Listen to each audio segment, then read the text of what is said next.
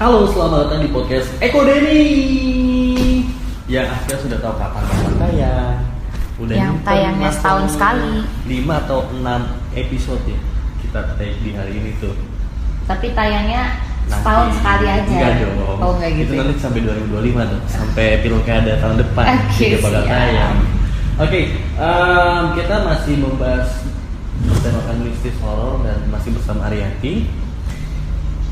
Horor seperti duit di rekening kita yang sudah menepis. Horor seperti mantannya datang ke rumah. Nah. Horor seperti kita tahu kalau kabar mantan sudah tunangan. Horor banget. Tapi nih ya, sepengalaman gua atau sepengalaman kawan-kawan yang bercerita tentang pengalaman mistis terutama. Sebagai anak radio pasti pernah mengalami hal-hal yang di luar nalar. Apa tuh? Contohnya itu kayak diganggu oleh bayangan-bayangan dan masih banyak hal lainnya. Begitu kita dengerin dulu seorang temen yang sekarang udah ada di Sumatera Utara untuk menceritakan kisahnya tentang pengalaman horor Bang Diki di radio. Ini dia Diki. Yo, what's up Eko Denny?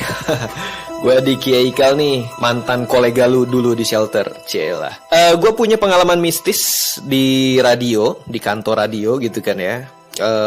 Berapa kali ya, 2 atau 3 kali gitu. Kan pernah di beberapa radio nih. Udah lama lah, 2000 berapa ya? 2010 gitu. Sebenarnya nggak horor gimana sih ya, suasananya tuh nggak horor gitu karena di siang hari. Jadi kan ada ruang tamu yang bisa ngelihat, ruang tamu kantor ya, yang bisa ngelihat langsung ke ruang studio gitu kan, pintu studio tuh kelihatan gitu kan. Nah waktu itu gue lagi santai gitu kan. Tiba-tiba gue ngerasa ada yang lari gitu, tapi kayak pendek gitu, masuk ke ruang studio. Nah, di sana juga staff cewek itu teriak, histeris nangis. Gue pikir ada apa? Ternyata dia ngeliat juga kayak penampakan gitu, kayak tembus ke pintu studio, sekelebat gitu. Gue nggak yakin sih, jadi makin yakin ketika si teman gue ini teriak histeris gitu. Tapi ya cuman gitu doang. Nah di radio yang kesekiannya, di radio lu shelter waktu itu jam berapa ya, malam-malam gue mau siaran malam sekitar jam 9. Gue lagi main laptop di ruang santai, bukan di meja gue. Terus kosong, nggak ada staff gitu kan, udah pada pulang kan. Gue sendirian lagi siapin materi. Terus tiba-tiba kan ada monitor radio ya yang kita bisa dengerin, semua orang bisa dengerin di ruang tamu gitu kan. Tiba-tiba ngegedein tuh suaranya, gede. Wah kaget aja gue. Shock kan ya, maksudnya shock itu kaget, bukan kaget karena takut. Kaget aja karena ada suara kencang gitu kan. Gue heran gitu kan, itu volume gak ada yang muterin, gak otomatis, gak ada remote ya kan. Tapi naik grafiknya gitu kan, kencang, ya udah gue matiin. Tapi gue waktu itu masih berpikiran jernih ya, maksudnya ya teknologi gitu kan. Teknologi juga kadang punya ada trouble teknis gitu kan. Kalau volume ngegedein atau ngecilin itu masih kayak ya masih wajar gitu kan. Nah, tapi di malam itu juga setelah gue matiin ya, gue fokus lagi ngerjain tanpa ada rasa takut. Tiba-tiba ada suara petuk, rada kenceng sih dari atas itu ke langit-langit ya, ke lantai, ketuk gitu kan. Nah, bunyinya nggak tahu lah, lu pakai sound effect apa gitu. Gue masih mikir, mungkin ada tembok semennya itu retak terus jatuh gitu kan. Nah, udah tuh, memang rada ngeri sedikit lah ya. Abis itu gue udah masuk ke studio siaran. Setelah kelar siaran gitu kan, baru gue ngecek apa sih yang jatuh tadi gitu kan.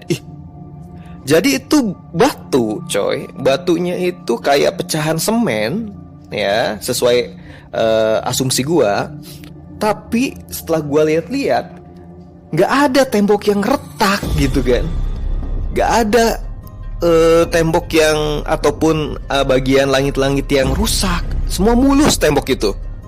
Wah, dari sana gue lumayan parno kan, karena oh iya bener, ini pasti dari tadi itu ada yang caper cari perhatian gue coy.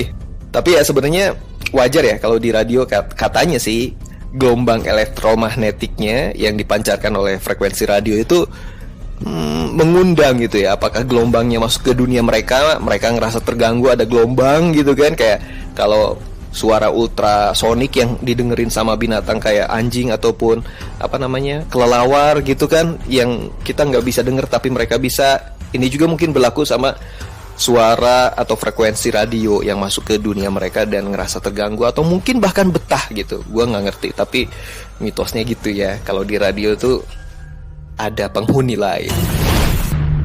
Nah, dari DKI kali ini sudah memberikan statement ternyata kalau hal yang biasa kalau kita bekerja pada industri radio ini diganggu sama hal-hal yang berbaukan mistis. Oke. Apakah karena gelombang elektromagnetiknya yang disukai sama mereka, atau emang mereka suka aja tinggal di sebuah stasiun radio? Gue nggak menyebut di stasiun radio yang sekarang gue kerja, tapi menurut pengalaman pribadi itu emang sering terjadi di beberapa stasiun-stasiun radio lainnya. Bahkan ada radio lain yang sampai masuk ke salah satu program TV karena sering diganggu, bos. Oke, aku tahu tuh. Nah, sebagai seseorang yang memiliki kelebihan untuk indigo, kelebihan untuk melihat makhluk gaib, kenapa sih para makhluk itu suka banget ada di sebuah stasiun radio? Faktornya apa? Sebenarnya sih selain gelombang elektromagnetik itu tuh nggak begitu banget suka, nggak begitu banget suka, terus bukan nggak begitu banget suka juga, nggak begitu berpengaruh banget gitu loh Bang Eko. Tapi mereka tuh udah ada dari sebelum bangunan itu ada. Oke, berarti istilahnya kang duwe. Nah, dan mereka juga itu tuh kayak semacam ingin menunjukkan, gue tuh ada dulu di sini, lo sadar nggak sih? Suka terutama usil. Buat yang siaran malam ya. Iya sih. Iya, siaran malam itu mereka paling sering banget jahil, asli. Iya sih. Karena mereka ngerasanya bukan pengen berinteraksi lagi, tapi pengen banget ngobrol. Mungkin pengen siaran kali. Pengen main. Nggak mungkin sih kalau siaran. Lu mau siaran kikik-kikik gitu.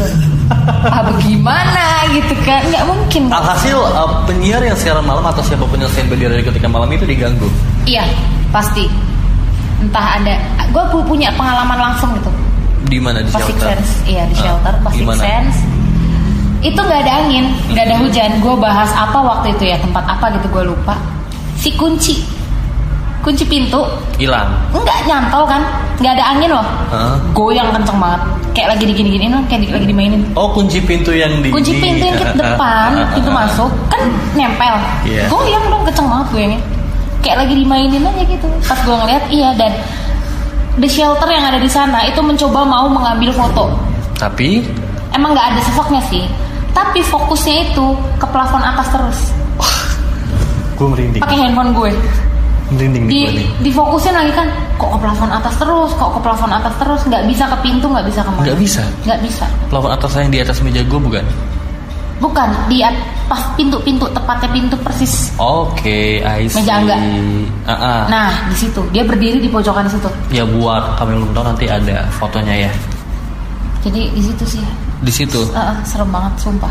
Malah pas Six Sense. Iya, pas gue lagi Six Sense gitu, goyangnya kenceng banget, anak-anak pada itu Rian. Udah biarin aja.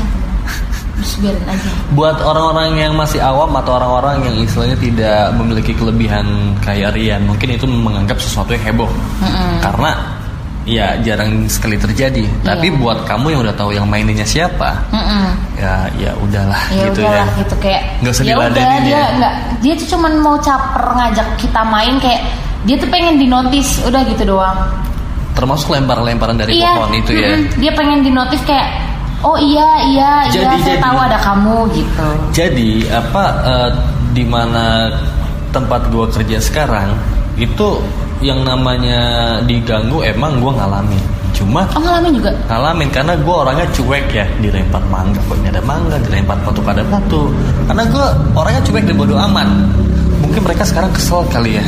Akhirnya dia muak sama gue. Jadi akhirnya mereka itu udahlah jangan ganggu orang ini, gak diladenin, gak dinotis. Setan bisa ngerasa gak sih kayak gitu? Bisa sih. Bisa, jadi akhirnya enough lah udah sama orang ini. Malah gue pengen banget kayak gitu, walaupun indigo gak ngeladenin gitu. Cuman kan susah ya gitu. Bahkan untuk apa ya? Ya bener sih, karena akhir-akhir ini kan gue mencoba untuk duduk di situ lagi. Ya kan istilahnya. Sekarang gimana? Bukannya nantangin, cuma sekarang gue pengen tahu nggak nih, gue masih diganggu atau enggak. Terakhir gue diganggu pas siaran kelas pagi hari Senin kalau nggak salah. Senin pas gue siaran sendiri, volume radio kayak yang di Kekal tadi, bukan cuma mengeras, mengecil dulu langsung keras. Gue sih berpikir positif kalau rusak lah, IC-nya rusak.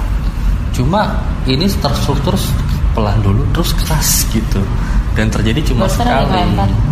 Padahal kalau IC itu rusak pasti ada kurun waktu yang bisa menyebabkan naik turun. Waktunya pasti terstruktur dengan baik. Dan pasti radio yang kita miliki, radio yang sering kita gunakan atau mini kompo, itu pasti mengalami satu kerusakan barang, harus diservis. Tapi kan ini enggak, masih bertahan. Kan gue bilang, ya udah mungkin pengen dinotis. Cuma lagi-lagi setelah gue ngecilin, gue kembali ke tempat di mana gue tadi sebelumnya, dan gue bermain game, dan gue cuek lagi. Mereka sebel kali ya. Mereka kayak udah ngapain sih gitu. Percuma sama orang ini. Tapi emang bener ya, setan tuh suka banget ingin menunjukkan eksistensinya. Pasti, jelas itu suka banget. Apalagi kalau sama orang-orang yang memang dia peka, terus kayak terutama anak indigo lah. Itu mah dia mah udah bukan ngasih tanda lagi, bukan ngajak langsung main. Gue ngeliatin terus suka. Kalau gue kenapa nggak pernah tidur sore nih, pasti tidur pas habis sholat subuh, itu karena tiap mau udah ngantuk mau merem gitu, nanti pasti narik celana, ayo main gitu. Karena jam yang main mereka beda ya sama kita ya. Terus juga secara perhitungan waktunya beda ya. Tadi kayak yang lo pernah bilang, lo pernah di ICU selama 3 minggu, padahal baru ada di alam dunia lain itu cuma 1 hari. Perbedaan yang sangat jauh sekali ya. Oke, dari sekian banyak makhluk halus yang ada di sebuah stasiun radio, sebenarnya mereka tuh selain menunjukkan eksistensi, mereka tuh pengen apa? Ada yang ingin mencoba mengkomunikasikan apa? Kalau yang selama ini gue tahu sih paling kayak buat ada yang ditaksir gitu, kalau Tante Kun gitu kan. Ada yang naksir gak sih sama gue? Ada Tante Kun yang di itu. Oh ya. Gue serem sih, sumpah. Karena gini loh, ada satu cerita yang pernah gue alami, dan ini temannya ibu gue sendiri. Pernah ditaksir sama makhluk halus, menikahnya di usia tua. Iya ada. Nah pertanyaannya, gimana caranya untuk menanggulangi hal tersebut? Kalau dari sisi anak indigo ya. Kalau dari sisi gue, ya gimana? Kalau gue kan bisa tahu ya gitu loh. Ya udah gue ajak komunikasi dulu gitu. Maunya apa, maunya gimana. Terus akhirnya gue beli penjelasan. Kalau tidak bisa, gue ilangin secara paksa. Mau nggak mau. Iya, kalau untuk orang awam yang memang kayak gue misalkan pernah ngeliat nih, orang itu tuh ditaksir ini nih. Nah, ya gue pengen nyoba bantu tapi dari jauh. Oke. Selain memang dia kalau orang awam ya, gue saranin setiap habis sholat subuh sama sholat maghrib itu baca yasin. Baca yasin. Iya. Itulah kenapa kebanyakan budaya yang berada di tanah Jawa, ketika setelah sholat maghrib lu udah ngaji aja dulu, nggak usah main. Iya, makanya itu. Kuncinya itu ya. Beneran, untuk orang awam ya.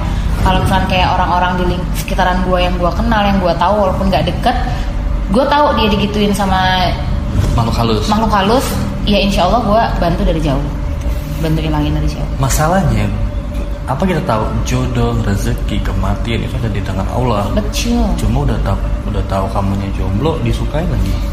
Itu kan kayak jodoh gue kapan datang ya. Dan sebenarnya nggak ngaruh sih bang, kalau memang ditaksirnya dalam apa dulu ya, kayak cuma misalkan ditaksir ngikutin gitu mah nggak masalah, tapi kalau kayak udah ditaksirnya kayak ada tuh tetangga gue itu sampai nikah sama makhluk gaib kayak gitu. Nikah? Iya, aslinya ya, padahal dia nggak nikah gitu, maksudnya untuk di dunia sananya tuh mereka nikah, tapi di dunia nyata mah enggak. Kok bisa? Di dunia manusia dan mau tidur, ya nggak ngerti, dia taunya itunya tuh orang manusia, ngeliatinnya manusia. Oke.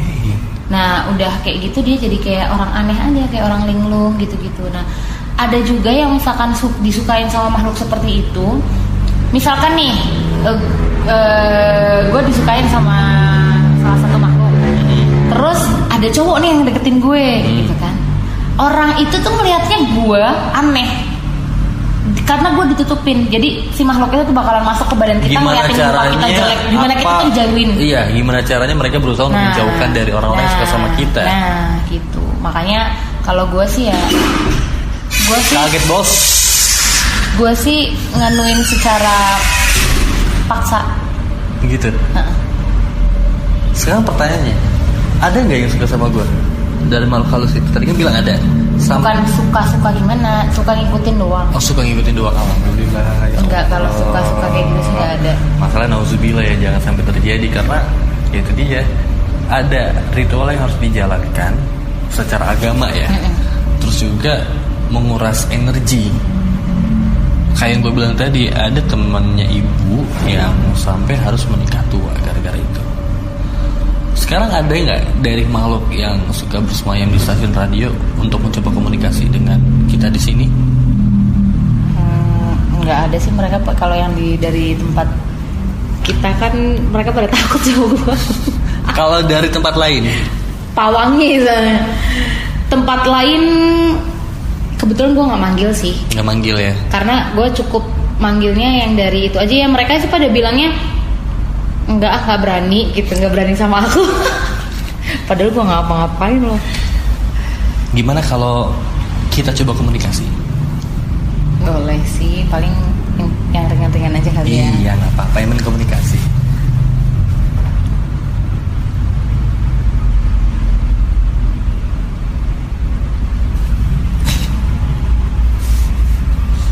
Halo.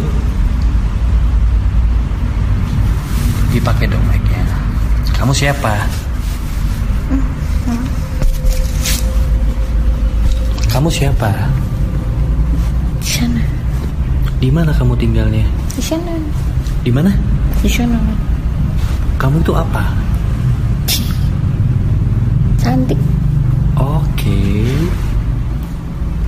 Kamu sering ganggu anak-anak radio gak sih? Kenapa sering ganggu? Takut.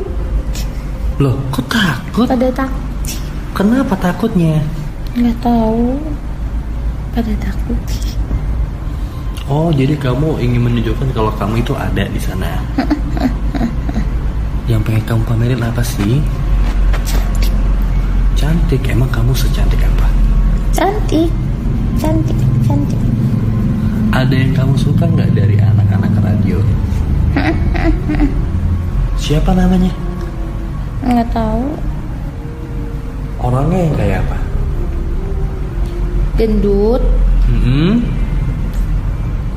Terus pakai kacamata. Gendut pakai kacamata. Perempuan atau laki-laki? Laki-laki. Gendut pakai kacamata siapa ya? Dia biasanya di situ jam berapa? Pagi. Sore, malam. Oh, pagi, sore, malam ya. Dianya ngerasa nggak kalau lagi disukain sama kamu? Enggak. Tapi yang kamu lakuin apa ke dia? Ngikutin. Dia tahu diikutin. Oke, terus apa lagi? Ngusilin. Satunya botak, suka sama ini. Sama aku? Kok botak? Satunya yang botak aku suka. Oke, kenapa kamu bisa suka sama itu? Lucu. Ya udah, makasih ya. Sok, kamu boleh pergi. Nice, Haris Santoso dan Erlangga Dwi Andika. Berarti emang ya yang namanya makhluk halus juga punya perasaan dan menyimpan rasa suka sama makhluk hidup yang ada di dunia. Ngefans sih sebenarnya, bukan suka yang kayak gimana. Oke. Gue jadi ini ya, jadi berpikir gitu ya. Apakah jangan jodoh kita tuh nggak cuma ada di makhluk atau sesama manusia? Enggak lah. Lo pikiran lo udah liar sekali. Eko Denny Santoso. Ekspektasi gue tuh tinggi tau. Enggak. Gue udah males gue kalau udah mau kayak. Enggak ada. Masa iya kita jodoh sama setan? Ya mungkin lah. Oh iya bener, jodoh. Lo mau jodoh lo kuntilanak? Enggak, jodoh gue Ariana Grande. Atau jodoh gue Lisa Blackpink. Jauh sih. Iya kan namanya lo bebas gitu. Kali. Ya gue juga itu. Apa kabar lu? Ya udah ya.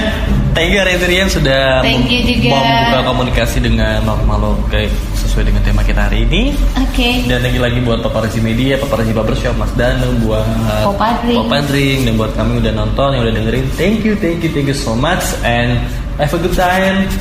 Eko Dini pamit. Dadah.